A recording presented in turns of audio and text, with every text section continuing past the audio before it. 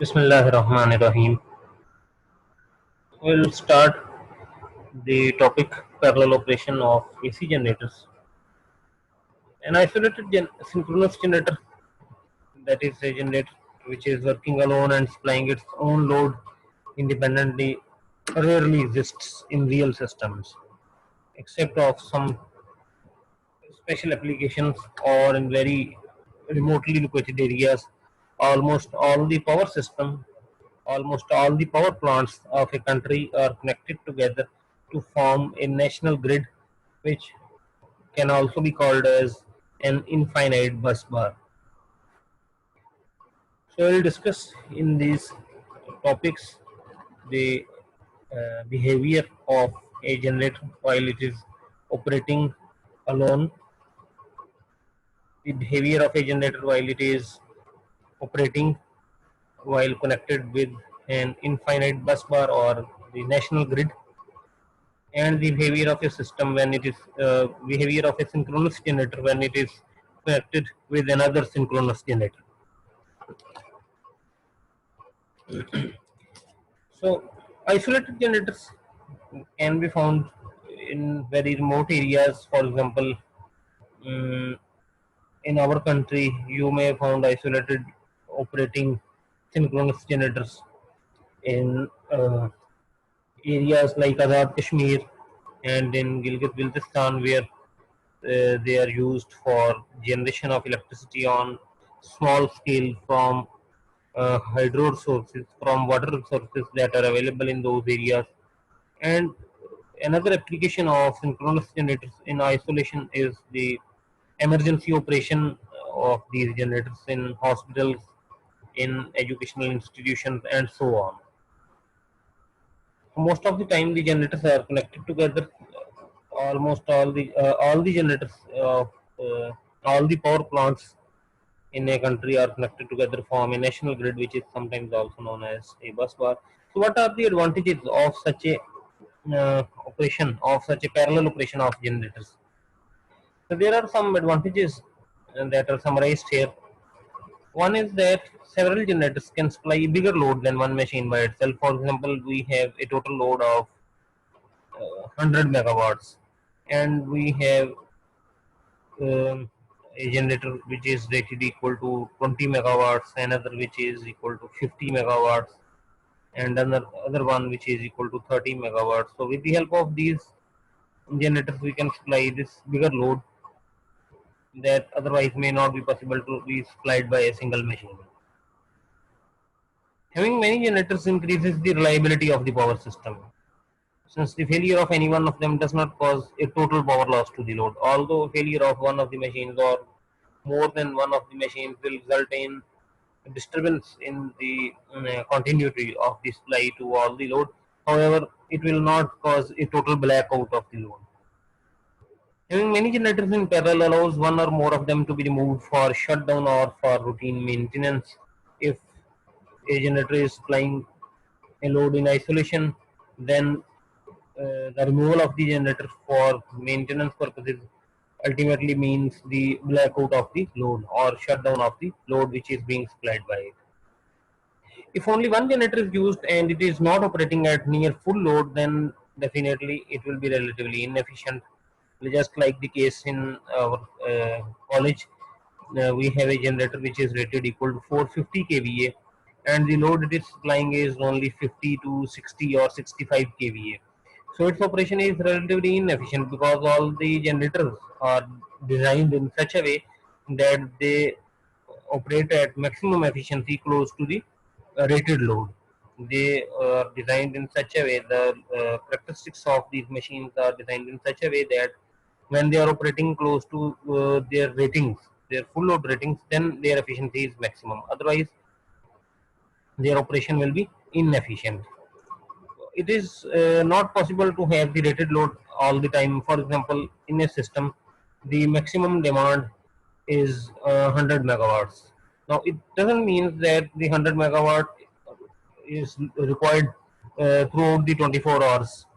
Definitely, there will be times when there is only base load on the system, which may be only 20 megawatts in late night hours for 5 to 6 hours, and then in the morning the load starts increasing and it attains its peak in the evening around 6 p.m. to 10 p.m. or 7 p.m. to 11 p.m. depending upon the summer and the winter season.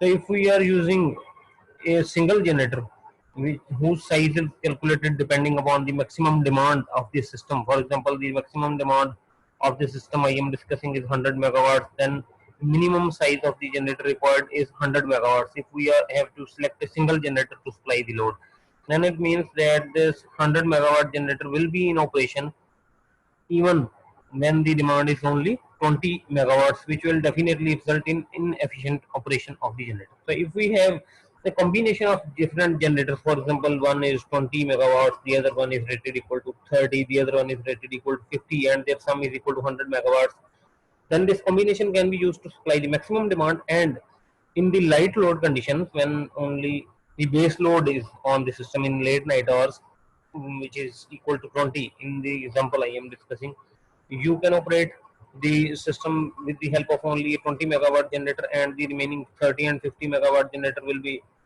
in off condition. So there it will result in saving of the fuel that will otherwise be used to keep the generators in running condition. So there are some conditions that should be fulfilled before we can connect the generators in parallel. So figure 4.26, this is the figure. Figure 4.26 shows a generator which has to be connected with another generator G1. G1 is the generator which is already in operation, and we have to connect a generator G2 with it. Now, there are some conditions that should be met before we can connect the two generators in parallel, otherwise it will result in severe damage of both the machines. These are the conditions. The frequency of the new generator called the oncoming generator must be slightly higher than the frequency of the running system. Here the running system consists of only one generator, so the frequency of the oncoming generator should be slightly higher than the frequency of the running system. The RMS line voltages of the two generators must be equal or slightly higher. The line voltage of the oncoming generator should be equal or slightly higher than the voltage of the running system. The two generators must have the same phase sequence, and the phase difference must be zero. Zero phase difference means that the phase angles of the two A phases must be equal. So we will discuss these conditions in this section. Condition number 1. This condition should be fulfilled first of all because frequency is proportional to speed. Also, the voltage output of the machine is proportional to flux and speed. If the voltage is adjusted, first of all, if we try to adjust the voltage and then we adjust the frequency, then what would happen? Since the frequency is adjusted by changing the speed, the change in speed will also change the output voltage, which we have already set. So it means that first of all we have to adjust the frequency by adjusting the speed, and then the voltage should be adjusted by the help of excitation. We will not change the speed to adjust the voltage. Instead, we will change the excitation. We will change the field current to adjust the voltage. Now, how can we change the speed? The input of the prime mover will be changed. That is, in other words, we can say that the prime mover throttle should be adjusted to change the speed. Throttle means to increase or decrease the fuel input of the machine of the prime mover which is supplying this load. Now, what would happen if there is a large difference in the frequencies of the two machines? For example, we have a case here. The green one shows the frequency of the running system and the red one shows the frequency of the oncoming machine, and we can see that there is a major difference in frequencies in this figure. And what would happen if we connect these two machines in parallel without matching the frequency? Then very large voltages will appear between the terminals of the two machines, which will result in very large internal circulating currents that may result in damaging the machine. Now, there must be a very small difference between the frequencies of the two machines, and the frequency of the oncoming machine should be slightly on the higher side as compared to the frequency of the running system. This will ensure that the new machine is added on the running system as a generator and not as a motor. If the frequency of the oncoming machine is slightly less than the frequency of the running system, then it will act as a motor. It will start consuming some real power from the system instead of supplying it. If the frequencies are exactly equal to each other, then the machine, the oncoming machine, the new machine will be added to the system as a floating machine, neither working as a motor nor as a generator. So the preferable situation is that the frequency should be slightly higher than the frequency of the running system, so that when it is synchronized with the system, it starts supplying some small amount of real power to the system, which can be adjusted later on, as we will see in this section. The second condition that should be fulfilled is that the voltage magnitude, the voltage of the incoming machine should be adjusted. How can this be adjusted? By the help of generator excitation, that is the field current. The speed option, the option to change the voltage by changing the speed, cannot be used here because we have adjusted the frequency, and if we use the speed to change the voltage, it will change the frequency as well. So this option is not applicable here. Now, if the voltage of the oncoming machine differs largely from that of the machine already in operation, the instantaneous voltage difference will cause large circulating currents that may cause damage to the machine. For example, the running system voltage, the oncoming machine voltage is shown in red. The difference between these two voltages will result in large circulating currents between the machines that will result in damaging the machine. The third condition is that the two machines should have the same phase sequence. We are familiar with the phase sequence here.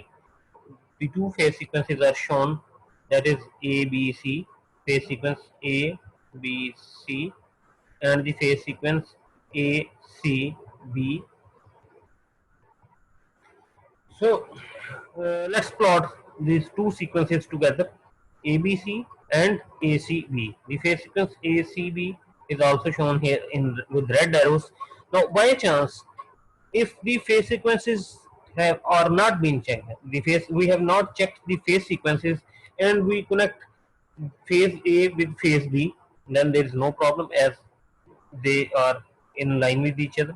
Phase A is in parallel with phase A. Both the voltages are in phase with each other. But the problem will arise when we will connect the phase B of the oncoming machine with the phase B of the system. We are assuming that the black arrows are representing the phase sequence of the running system, and the red arrows are showing the phase sequence of the oncoming machine. And if we connect the phase B of the oncoming machine with the phase B of the running system, you can see that a large voltage, which is equal to the line to line voltage, will appear across the terminals of the power system of the running system and the oncoming machine. And similarly, if phase C is connected with phase C, the phase C of the running system is connected with phase C of the generator, the same result will appear. That will cause very large, huge circulating currents between the two machines, between the machine and the running system, that may result in damaging the machine. So first of all, we have to match the phase sequence. That is, the phase sequence of the two machines should be same, ABC or ACB. Then we can connect them in parallel. How can we change the phase sequence? There are some techniques that will be used to check the phase sequence, and then we can make them same by interchanging any of the two terminals of the oncoming machine. If we interchange any of the two terminals of the oncoming machine, the phase sequence will be matched. Fourth condition, the phase difference should be zero, or we can explain it alternately in these words: the oncoming generator should be connected with the system at the instant the voltage wave of the oncoming machine is in phase with the system voltage, or in phase with the bus voltage alternate. So here we can see with the help of this figure that this is the voltage wave for the bus or already running system. and this is the voltage wave for the oncoming machine, and we can see that there is a phase difference between these two. The oncoming machine is lagging behind the voltage wave of the oncoming machine is lagging behind the voltage wave of the already running system, and the difference or the phase angle between these two is known as the error angle. If at this instant we connect the oncoming machine in parallel with the bus with the running system, then what would happen? A large voltage will appear, a large instantaneous voltage will appear across the machine terminals and the running system, that will result in large circulating currents, and that will result in damaging the machine. So what is the instant, or at which instant we have to connect the machine? Just we will wait and wait and wait, and at this point, when due to the slight difference in frequency of the running system and of that of the incoming machine, due to the small difference in frequencies, the error angle will decrease, and then again it will start increasing. So at the instant when the error angle is zero, when the phase difference between the two voltage waves is zero, that is the waves are in synchronism, we will connect the oncoming machine in parallel with the running system, that is in synchronism with the running system. The oncoming machine will be connected or will be synchronized with the running system at this instant. So due to the difference in frequencies, due to the slight difference in frequencies, the error angle varies. It is decreasing first of all, zero, and then you can see that again it starts increasing. So we will connect the breaker, we will connect the oncoming machine in parallel with the running system at the instant when the waves are in synchronism or the phase difference is zero, or the phase angle between the phase A of the two machines is zero.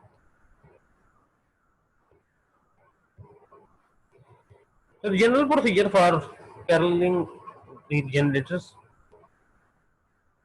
So let's see the figure 4.27.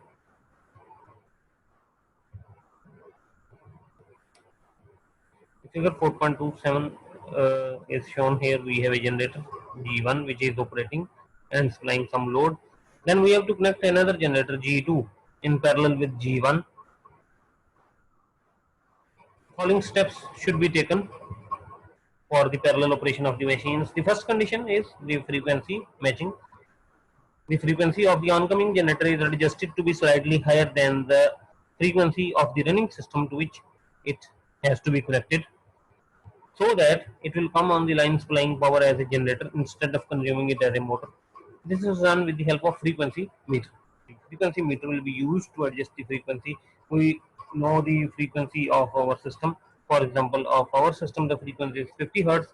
Then with the help of frequency meter, we can adjust the frequency of the oncoming machine to be slightly higher than the system frequency. The second condition is to match the voltages. This can be done with the help of voltmeters.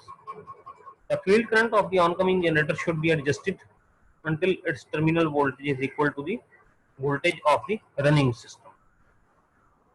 The third condition, the phase sequence should be matched. How can we check the phase sequence? One of the options is to use a small induction motor. A small induction motor is used. First of all, it is connected with the running system, with the already running system, and we will note the direction of rotation of the motor. Then the same motor is connected with the oncoming generator, and again the direction of rotation of the motor is noted. The rotation direction should be same.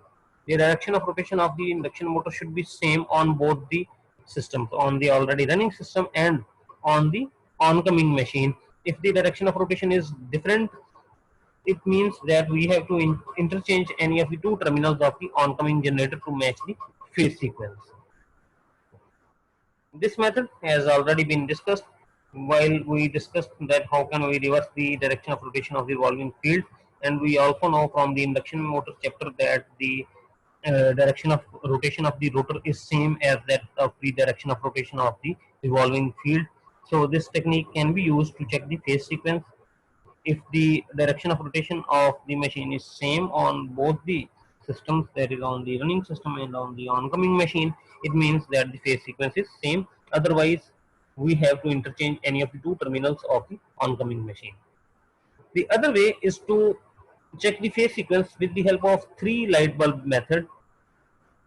As you can see here, that if the phase sequence of the two machines is not same, the phase sequence of generator G2 is not same as that of G1, the bulbs will become dark and glow in succession, one by one. One of the bulbs will be dark, the other one will be bright, the other one will be dark, and they will glow and go dark in succession.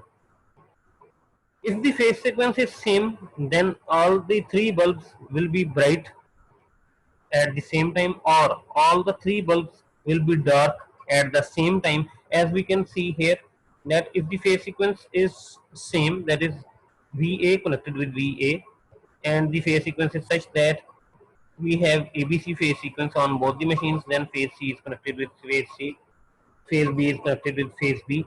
Then at some instance, as the voltage wave uh, as the voltage angle between the two, or as the phase difference between the two is zero, as we can see from this figure, that as the phase difference between the two waves is zero, between the voltage of phase A, or between the voltage of phase B, or between the voltage of phase C, then the lamps will go dark. At this instant, the lamps will go dark.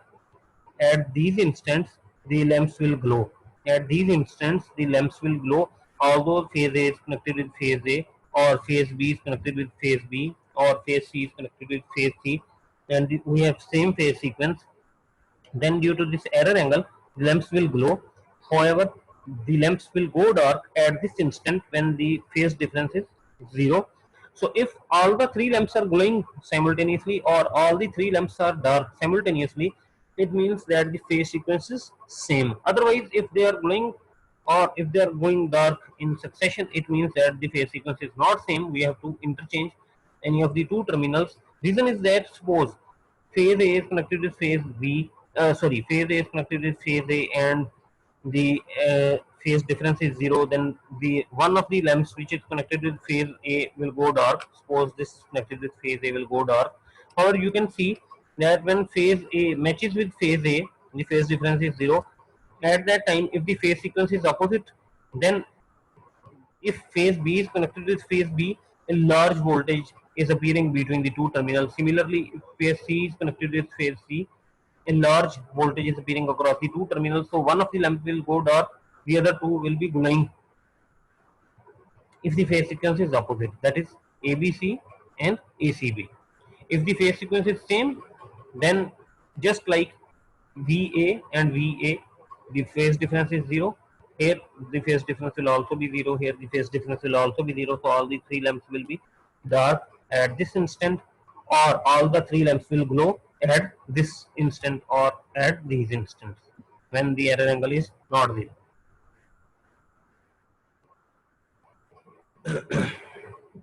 The other technique that can be used to check the phase sequence is a phase sequence indicator. The phase sequence indicator is a handheld small machine. It has three terminals just like the terminals of an induction motor, and it has a rotating disc. The correct direction of rotation on the disc is mentioned. Normally it is taken as clockwise. You will connect the phase sequence indicator first of all with the running system, and then you will connect the phase sequence indicator with the oncoming machine, and you will note the direction of rotation of the disc. If the phase sequence of both the systems is same, then the direction of rotation of the disc should be in the same direction. If the direction of rotation of the disc reverses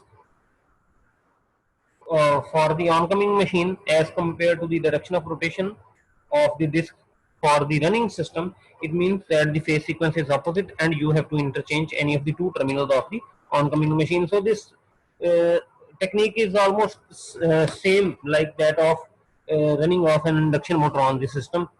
However, it is just a handheld small device that can be used to check the phase sequence of the two systems.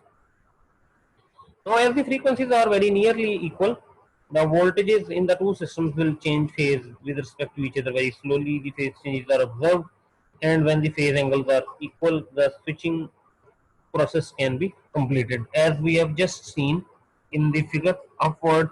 Now, this figure will not be available as such. How can we check that the phase difference between the two voltages is zero? I am talking about this figure. How can we say that the phase difference is zero from the lamps? If the all the three lamps are dark, it means that the phase difference is zero, and we can connect the systems together. We can connect the oncoming machine with the running machine. If all the three lamps are dark, if all the three lamps are glowing, we will not lose the switch, because they are showing this condition, that is the voltage is appearing across the terminals, across the two terminals of the machines. For example, between the phase A of both the machines, phase A of the running system, phase A of the oncoming machine, the voltage is appearing, so we will not connect these systems together. Instead, we will wait for the instant when all the three lamps will go dark. At this instant, both the waves are in synchronism with each other. It means that the voltage difference between the A phases of both the machines, or between all the phases of the voltage of the two machines is same, and we can connect them together. The other way is to use a synchroscope. A synchroscope is a meter which is shown here, and it can be used to check the phase difference between the two systems.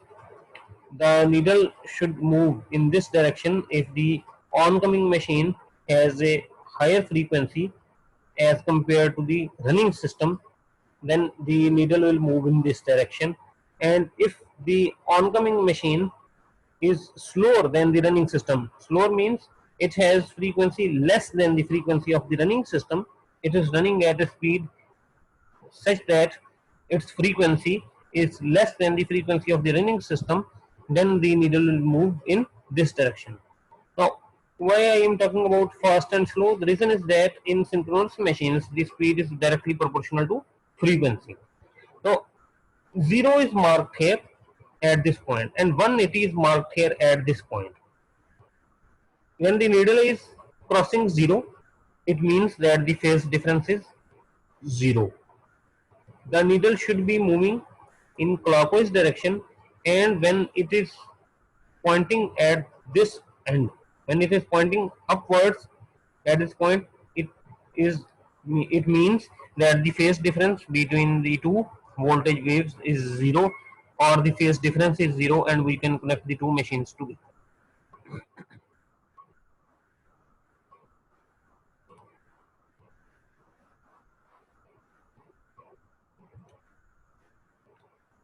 Now let's plot the characteristics for frequency versus power and voltage versus reactive power for a synchronous generator. All the synchronous generators are driven by a prime mover, which is a source of mechanical power for the generator. The common prime movers are steam turbine, diesel engines, gas turbines, water turbines, and in certain cases the wind turbines are used. Now, all of these prime movers have one thing in common. As the power drawn from them increases, the speed decreases. Governor mechanism is used to make the decrease in speed linear when the power demand is increased. The Governor mechanism makes this decrease in speed with respect to the power drawn a linear line.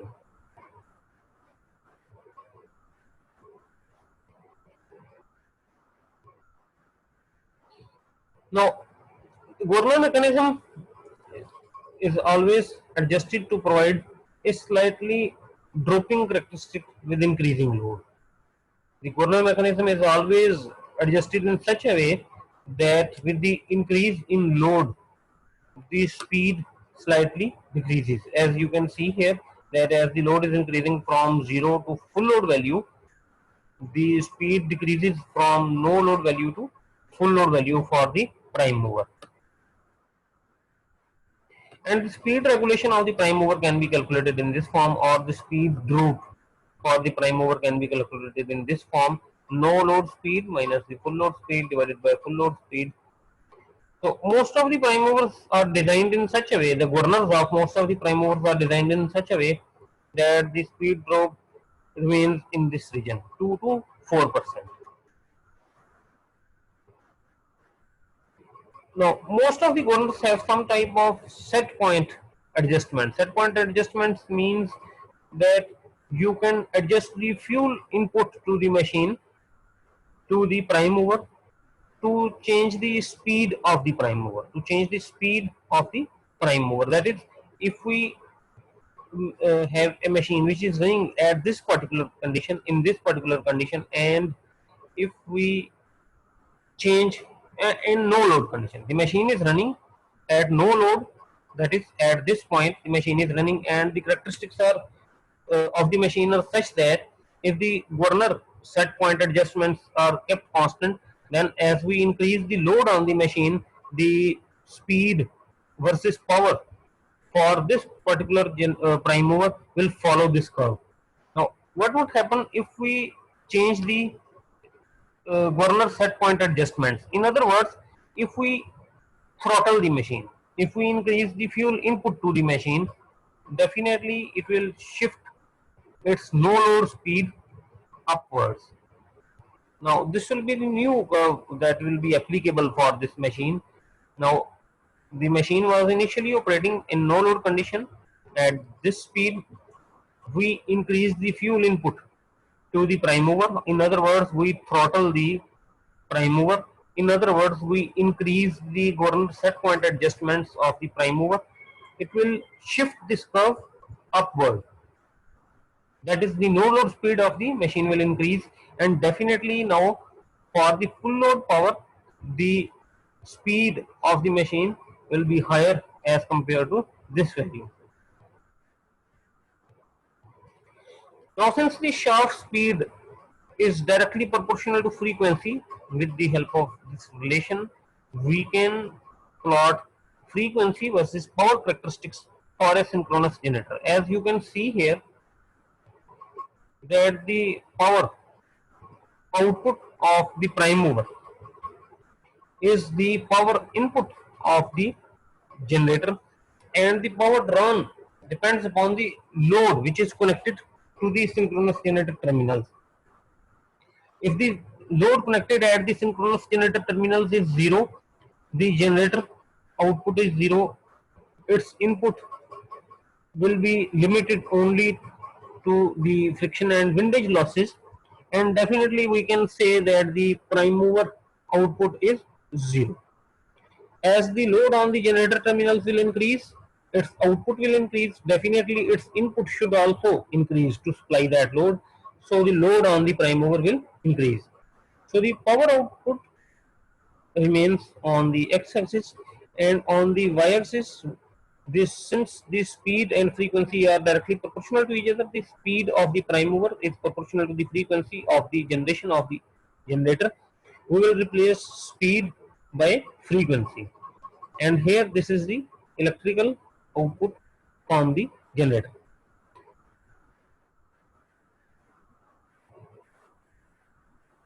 The plot is explained here.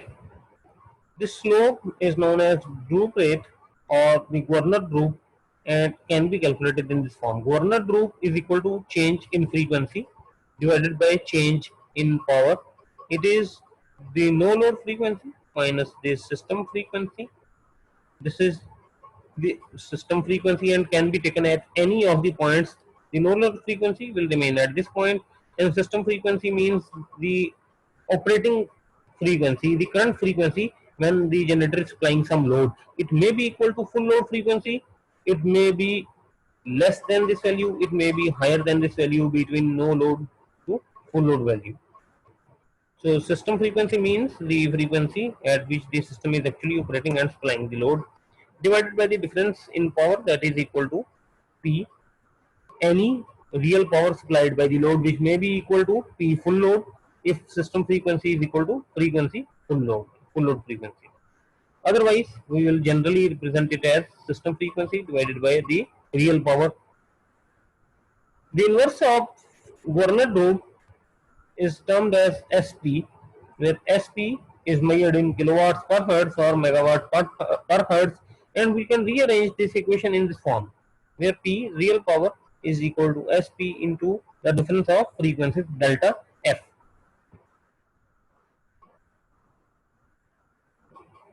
A similar relation can also be plotted for voltage and reactive power.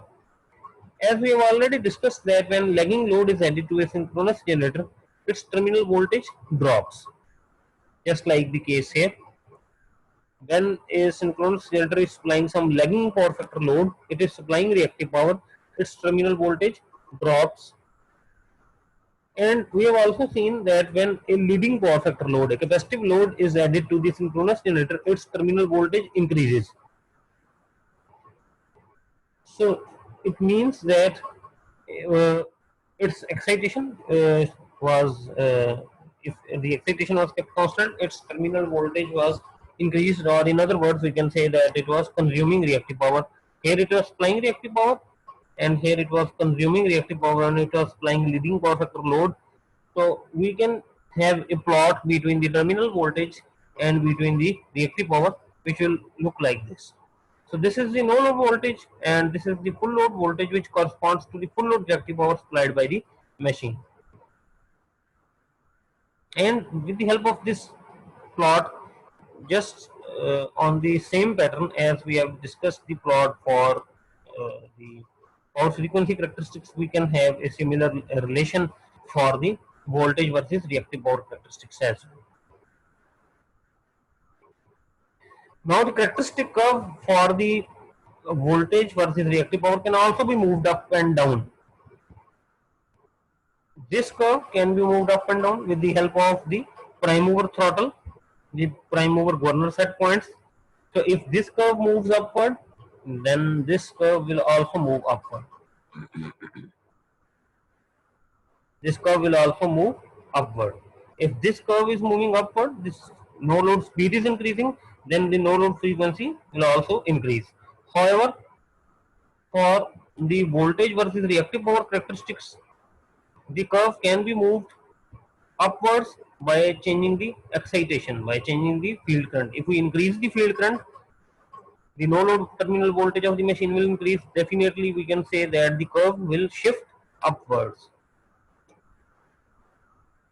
and vice versa by decreasing the frequency, by decreasing the field current.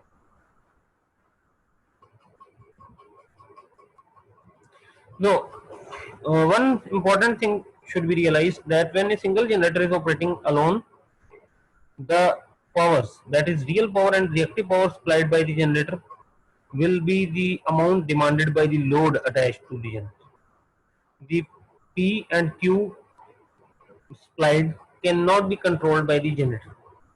Therefore, for any given real power, the coordinate set points control the generator's operating frequency, and for any given reactive power, the field current controls the terminal voltage.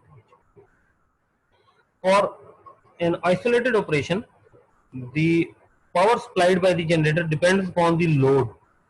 If we increase the coordinate set points, it cannot increase the power supplied by the generator, it will increase the frequency of the generator.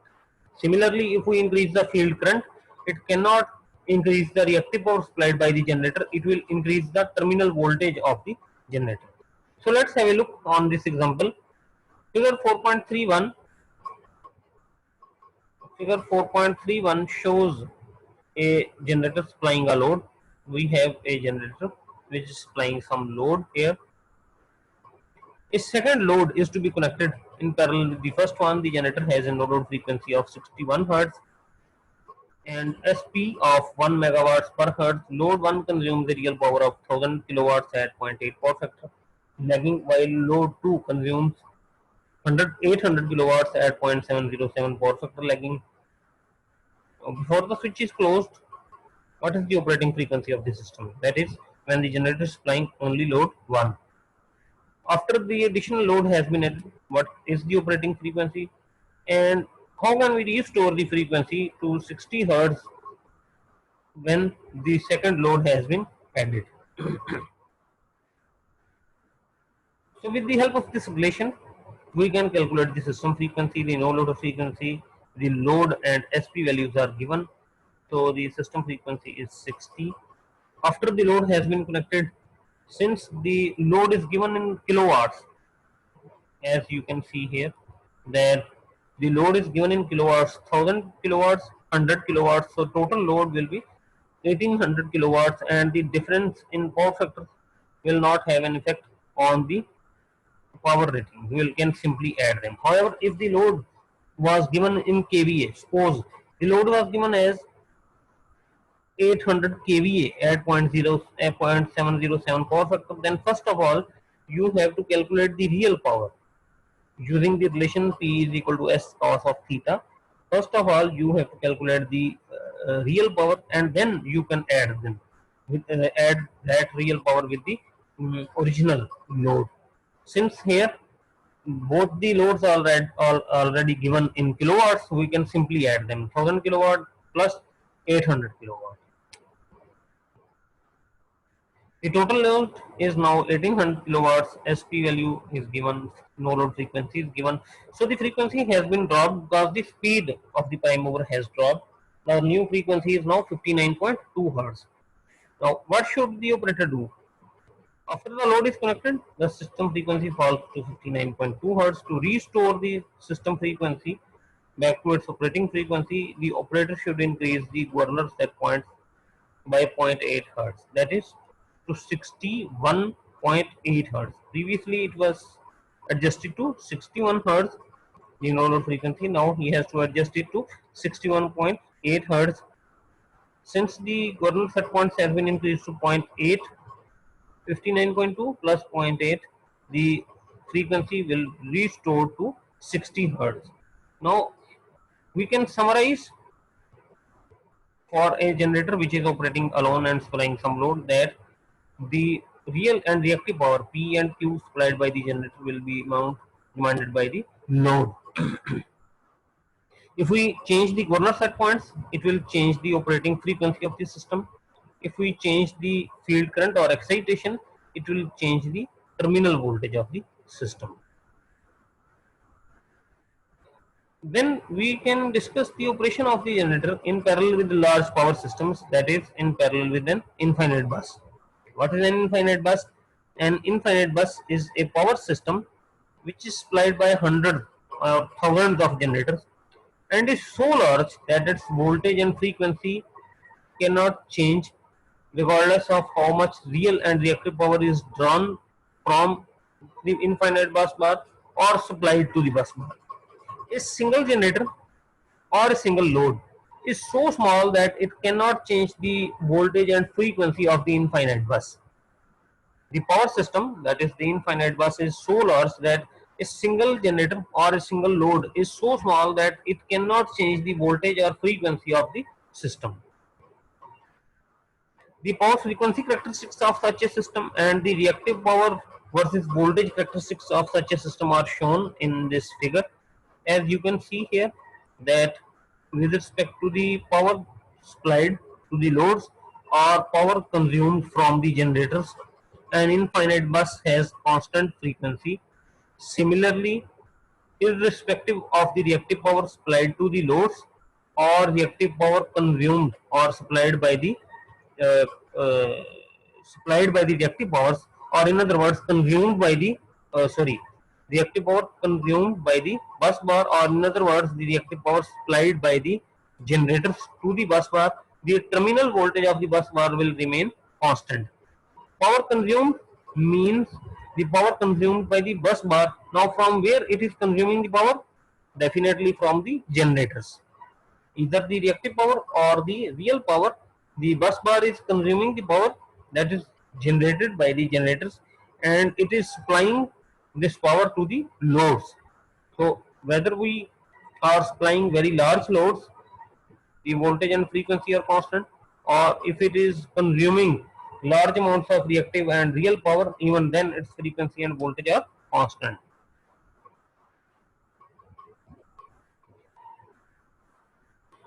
Now we want to understand the behavior of a generator which is connected to such a large system.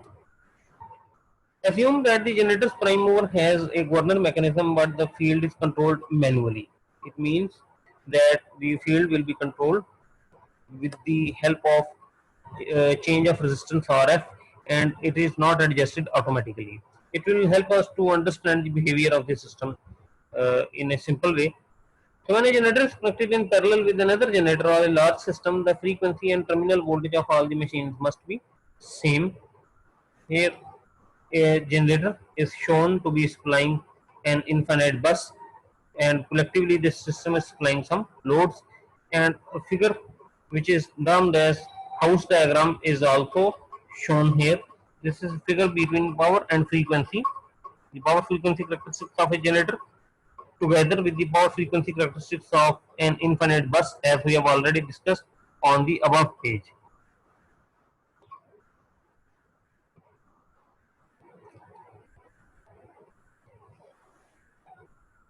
So just assume that the generator has just been connected in parallel with the infinite bus. The generator will be floating on the line, supplying only a very small amount of real power, as you can see in the next figure that it is supplying very small amount of real power. The power frequency characteristics are shown at the moment just after paralleling. So Pg is the power supplied by the generator. As you can see that it is very small amount of power just after paralleling, and this side is showing the infinite bus.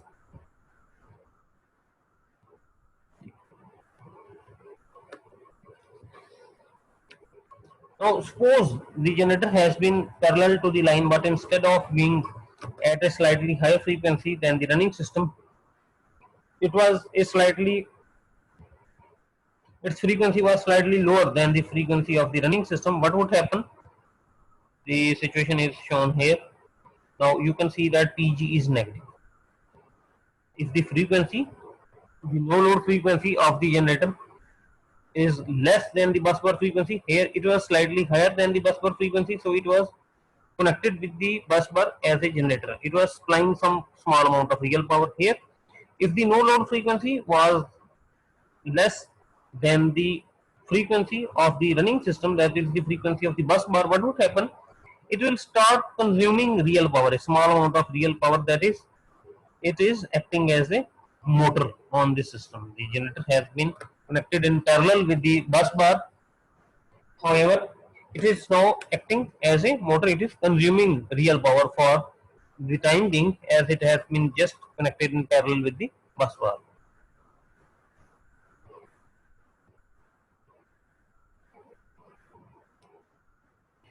Many real generators have a reverse power trip relay connected to them, so that it ensures that power always flows from the generator towards the bus bar, and if by chance the reverse starts to happen, that is the power flow direction reverses, as in this case, instead of supplying the power, the generator is consuming the power, that is it is drawing the power from the system.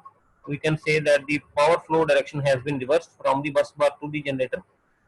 The reverse power relay will trip and it will disconnect the generator from the bus bar. So this protection has been provided on most of the generators to avoid such a situation. So once a generator has been connected, if we throttle the machine, if we increase the governor set points, what would happen? Now, as we have already discussed that when a generator is connected with an infinite bus, its power and its frequency and voltage cannot be changed, because a single generator is insufficient to increase the frequency of an infinite bus bar which is supplied by hundreds and thousands of the generators. Similarly, a single generator is insufficient. It is too small to increase the voltage of the bus bar which is supplied by hundreds and thousands of the generators. Now, when we increase the throttle, if we increase the prime mover input, if we increase the coordinate set points of the new machine which is connected with the bus bar, uh, how the change will be depicted? How the change will be depicted on the performance of the machine of such an increase in coordinate set points? It is to shift the curve upward. This curve will be shifted upward, as we have already seen in the case when we were discussing that the generator is operating alone. Increase in Gardner set points will shift this curve upward, as can be seen here. The power frequency characteristics for the incoming machine has been shifted upward if we change the Gardner set points, if we increase the fuel input to the prime mover.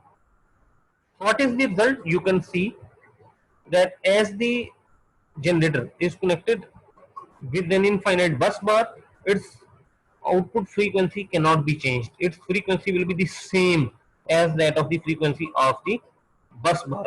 The only change is that the no load frequency is changing before synchronization. After synchronization, its frequency will exactly be the same as that of the infinite bus. So what would happen? As we will increase the fuel input to the prime mover, the no load characteristics will shift upward, and as the frequency of the generator is same as that of the frequency of the bus bar, the load on the generator will increase from PG1 to PG2. If we further increase the fuel input, if we further increase the Gardner set points, the curve will further shift upwards, and as the frequency of the generator is bound to be same as that of the frequency of the bus bar, the load of the generator will further increase to PG3. So by increasing the Gardner set points for a generator which has been connected in parallel with an infinite bus, the effect is that the real power supplied by the generator will increase. As we can see here, the real power supplied by the generator will increase. And these are also shown here in the subsequent figures. As we can see here, that there is no mention of change in excitation, so it means that the excitation of the machine is fixed and is depicted by drawing an arc with radius OA. So every point on this arc will have same distance from the center O. It means that the constant magnitude of EA is shown by this distance OA. The magnitude of EA is shown by this distance OA. Since IF is constant, so it means that EA mod is constant. EA magnitude is constant as excitation is constant and as the speed is constant. Now the generator is connected with infinite bus, and we have already mentioned that the increasing Gardner set points cannot change the frequency of the generator output, as frequency is directly proportional to speed. So if frequency is constant, the speed is also constant. So E is equal to A N phi. The voltage induced is equal to some constant into flux and speed. So as speed and flux are constant, so EA is constant. As we are increasing the Gardner set points, the real power output is increasing. How this effect can be modeled on this phasor diagram? We have seen that the real power of the generator is directly proportional to this component EF sine of delta. P is directly proportional to EF sine of delta. Similarly, we also know that real power is proportional to IA cos of phi. As we are increasing the Gardner set points, as we are increasing the fuel input, the generator output is increasing, the generator real power output is increasing. It means that this component is increasing. IA cos of theta component is increasing. We can see here that initially the generator is flying at no load, almost no load. The first one, it is flying very small amount of power. The resistance RA has been ignored. It means that current multiplied by the reactance will show some internal voltage drop of the machine. The phasor sum of the terminal voltage and the inside drop will give us EA. As we further increase the Gardner set points, what would happen? The load supplied by the machine will increase, that is IA cos of theta should increase. The new value of the current is IA prime, and we can see that the component of the current in phase with the voltage has increased as shown by this dotted line. So IA cos component is increasing. On the same side, EF sine of delta is also increasing. The angle delta is increasing, EF is fixed or E is fixed. Angle delta is increasing, so EA sine of delta is increasing, and the real power produced by the generator is increasing. You can also see that as we have increased the corner set points, the power factor of the generator has become leading. The current is leading the terminal voltage. The generator is operating in leading power factor condition. In other words, it is consuming reactive power.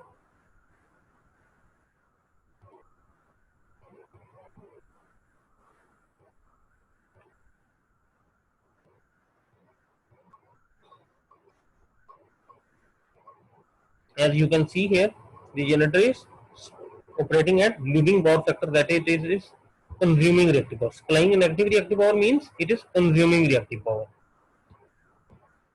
How can we adjust the reactive power flow from this generator to the system? This can be done by the help of field current.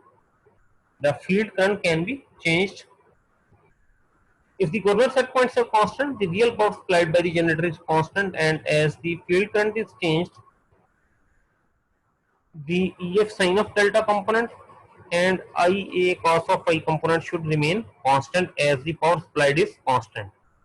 So we will draw the phasor diagram by keeping in mind these conditions, that the coordinate set points are not changed, the speed is fixed, the frequency is fixed. So the real power supplied by the generator is now fixed, it will not change. It means that EF sine of delta should be constant. Similarly, IA cos of theta should be constant, and we will draw this by this dashed line. This dashed line shows that the component of the current IA, which is in phase with the voltage V phi, is constant. As you can see here, that for different loads, the IA cos of theta component is constant and is proportional to real power. Similarly, you can see here that E sine of delta component is proportional to real power and is constant. For all the figures, E sine of delta is constant. So we will draw a straight line in parallel with the terminal voltage here, and each point and each value of EA for different reactive power supplied by the load will fall on this line. We will increase the excitation IF. As the excitation is increased, what is the result? Since the terminal voltage is constant, the effect of changing the excitation is that IF increases, flux increases, so the magnitude of EA should increase. As you can see here, the first figure for leading power factor condition IA, as we increase the excitation IF will increase the flux, and the increase in flux will increase the induced EMF EA will increase. The phasor sum of the voltage V phase and the internal drop is equal to EA. So it means that this difference between the two voltages, the voltage EA prime and the voltage V phase, the terminal voltage, this difference is equal to the internal drop JXS IA prime. We can see from here that the magnitude of this phasor has increased as compared to this phasor. It means that the current magnitude has increased and its direction has also been changed from leading to lagging. If we further increase the excitation, that is IF is increased, the flux will increase, EA will further increase, and we can see here that the difference between the two voltages has further been increased. This voltage difference is equal to the internal drop of the machine JXS IA double prime, and if IA prime is drawn, we can see that now the current is lagging by a significant angle and its magnitude has also been increased significantly. Alternately, the current multiplied with XS will change the magnitude, multiplied with J operator will shift in counterclockwise direction, so we can complete this figure. We can also see here that the reactive power supplied by the generator is increasing, and it is equal to IA sine of theta component. This component is IA sine of theta, IA sine of theta, So as we are increasing the field current, Ia sine of theta component is increasing. That is, the machine is supplying more and more reactive power to the system. To summarize the behavior of a generator while it is operating in parallel with an infinite bus, we can say that the frequency and terminal voltage are controlled by the bus bar. If we increase the Governor set points, we will increase the real power output of the generator, which is supplied to the infinite bus bar. If we change the field current, we will change the reactive power supplied to the system by this generator. Real power supplied to the bus bar by this generator. Now let's discuss the operation of generators in parallel with other generators of the same size. Previously we were discussing the operation of a generator in parallel with an infinite bus bar where the frequency and the voltage were fixed and cannot change. Now we want to discuss the operation of a generator in parallel with another generator of the same size. What would happen in this case? What will be the effect of changing the excitation? What will be the effect of changing the Governor set points now? Now, if a generator is connected in parallel with another generator of the same size as it is shown here, a generator is connected with another generator. Now, the basic constraint is that the sum of real and reactive power supplied by the two generators must be the P and Q demand of the load. Here we can see that the power supplied by these two generators should be equal to the power demanded by the load which is attached to their terminals. So this is the basic constraint. The power supplied by the generators, by the two generators, will be dependent upon the load requirement, will be dependent upon the power that is drawn by the load, that is demanded by the load. Now in this system, the frequency is not constrained to be constant, neither the voltage.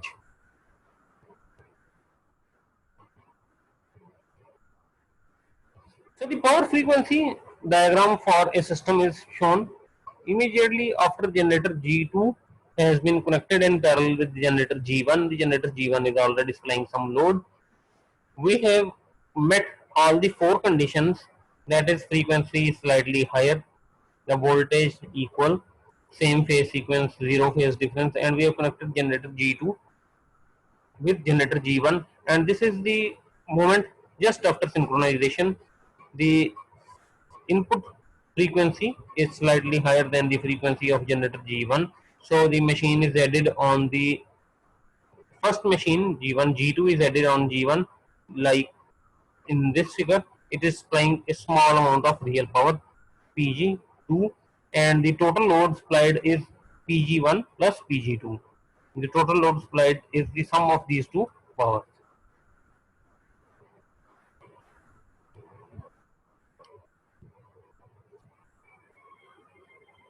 As you can see here, and the real reactive power is shown in this form. Just after synchronization, this is the figure just after synchronization, the load curve, and we can see here that it is supplying a very small amount of reactive power as the voltage is slightly higher than the voltage of the generator G1. So the machine will be added when it is just added G2, when it is just added on G1, it will be supplying only a very small amount of reactive power to the system. So the total reactive power is the sum of these two, Qg1 and Qg2, as is shown here. If the corner set points are increased, if the corner set points of G2, generator G2 are increased, its power frequency curve will shift upward. Now, as we can see that the total power supplied by the set cannot change. The total power supplied by the two generators G1 and G2 cannot change. What will be the result? We will increase the corner set points. The power frequency curve for G2 will shift upwards, and as the total power supplied is fixed in this case, when we are connecting only 2 generators in parallel or even 3 generators in parallel. So what would happen? You can see that the load is shifted on generator G2. The share of real power supplied by generator G2 has increased and the real power share of G1 has decreased, with an effect that the frequency has been increased now. The frequency of the system has increased to F2 as compared to the previous value F1.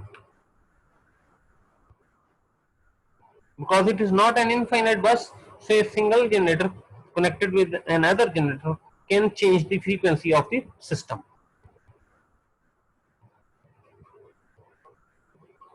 And we can see that the real power share of G2 is more as G1 real power share has decreased. So what is the effect if we have 2 generators operating in parallel and we increase the coordinate set points on one of them? It will increase the system frequency, it will increase the power supplied by that generator whose coordinate set points have been increased while reducing the power share of the other. Now what would happen if the field current of G2 is increased?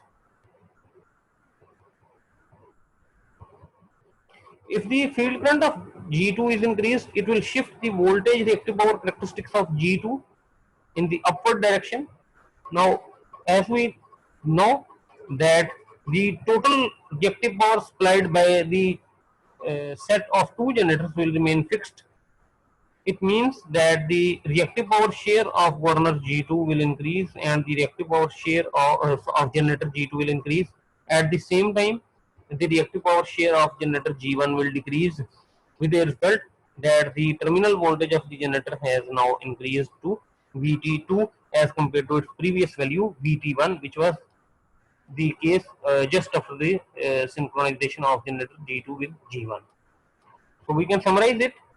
When the field current of G2 is increased, the system terminal voltage will increase and the reactive power supplied by the generator G2 will increase, and at the same time the reactive power supplied by generator G1 has decreased.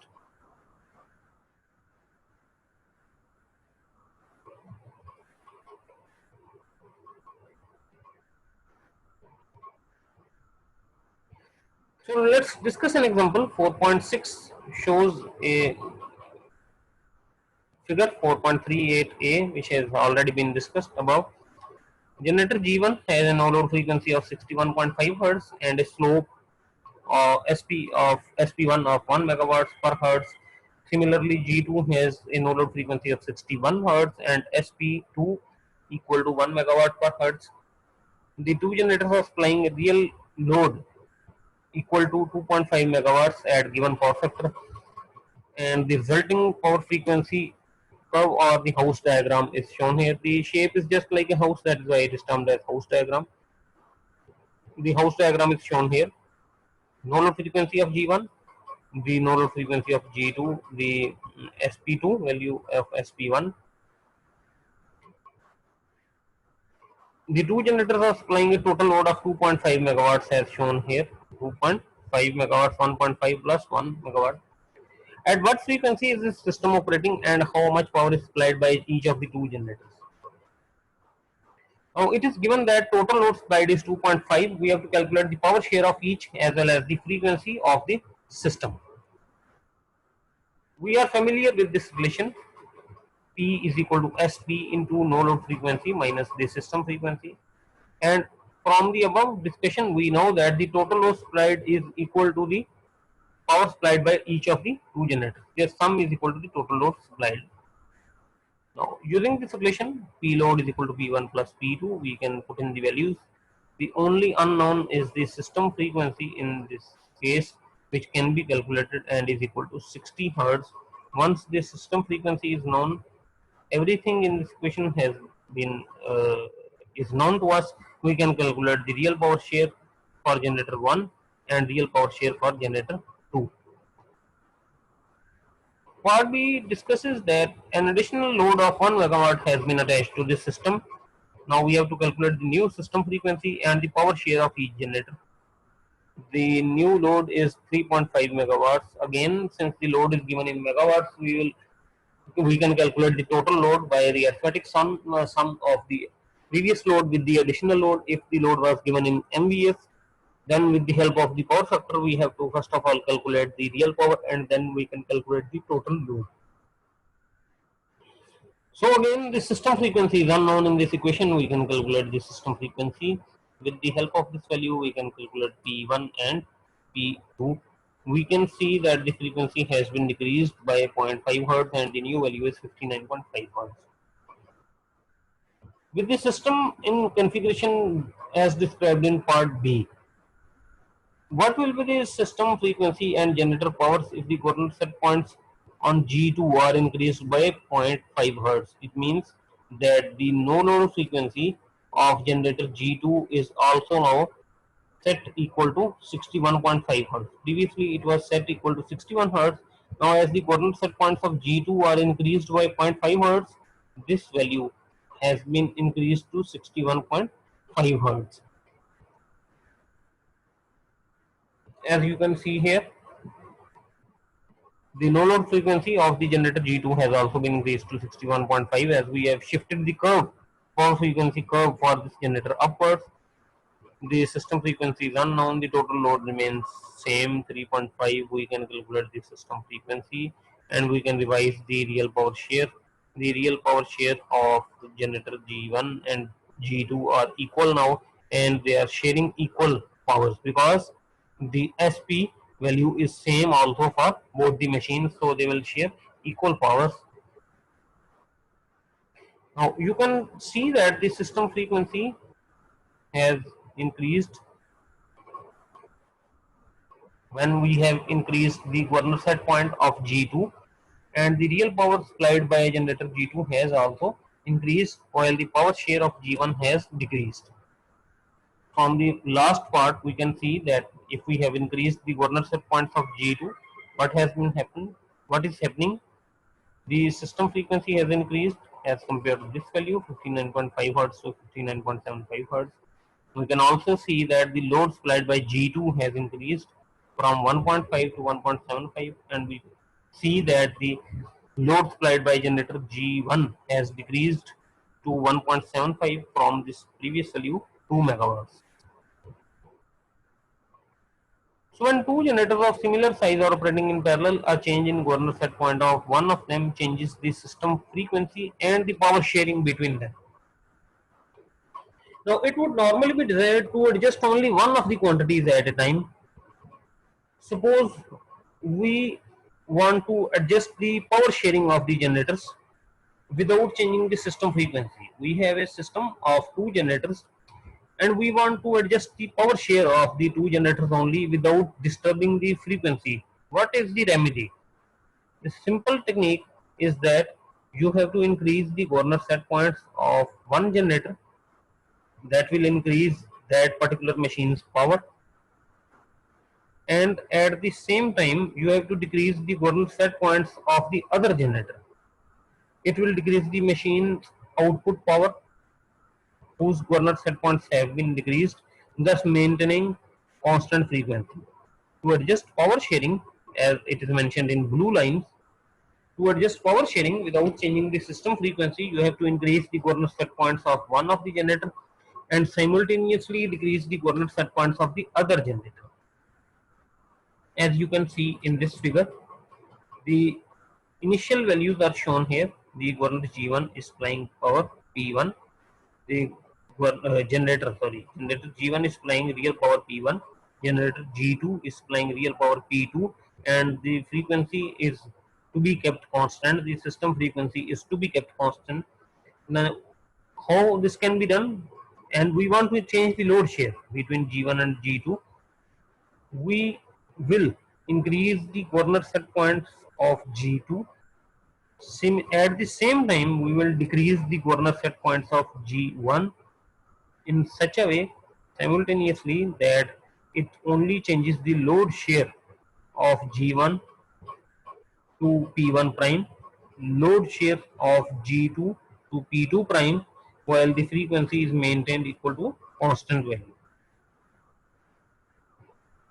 Now, if we want to change the frequency without changing the load sharing of the two machines, suppose this is the initial condition.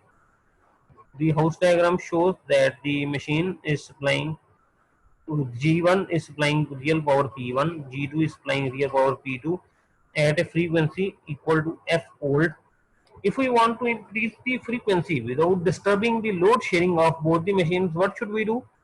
We will simultaneously increase the governor set points of both the machines by equal amount. This will result in equal power sharing of both the machines. It will not disturb. The power sharing of both the machines will remain same. Instead, the effect is depicted in the form of frequency.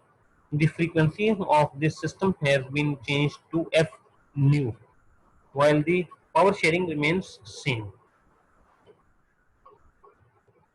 Now, let's discuss the same for voltage reactive power characteristics.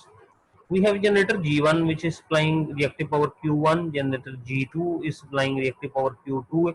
We want to change the reactive power sharing of both the machines without changing the voltage. System voltage is to become kept constant, and we have to increase the load sharing of generator G2, reactive load sharing of generator G2. What we will do? We will increase the excitation of G2 and simultaneously we will decrease the excitation of G1. This will shift the load sharing from G1 to G2. Now the generator G2 will share more load, which is shown here by Q2 prime, and the reactive load share of G1 will decrease to Q1 prime. However, as we have changed the excitation simultaneously, increased the excitation on G2 and decreased the excitation on G1 simultaneously, what would happen? The voltage is constant. The terminal voltage will held constant in this case. Now, if we don't want to change the load sharing of the generators, the reactive load sharing is to be kept constant for G1 and G2, and instead we want to change the terminal voltage.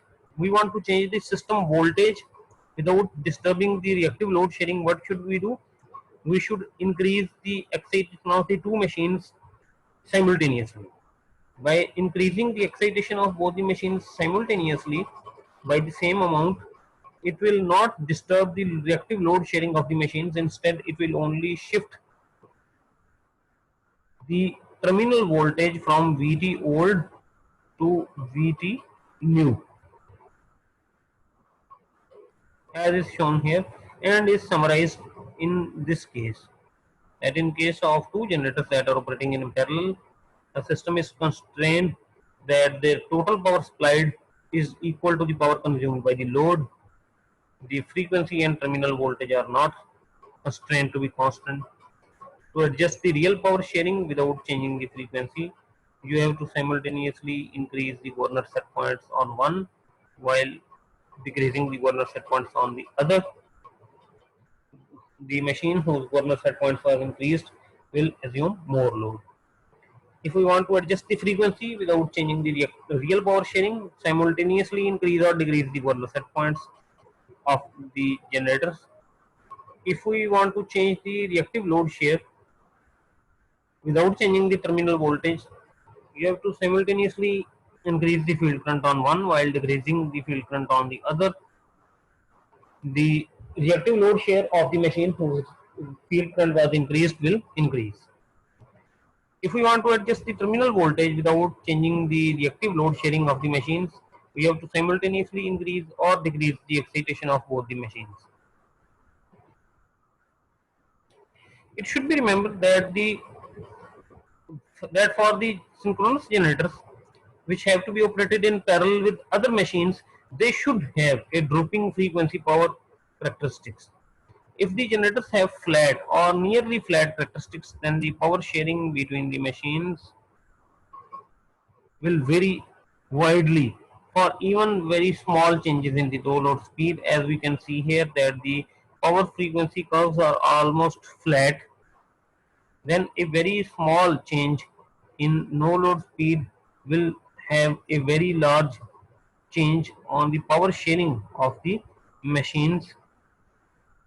To ensure good control, the speed drops should range within this range 2 to 5%.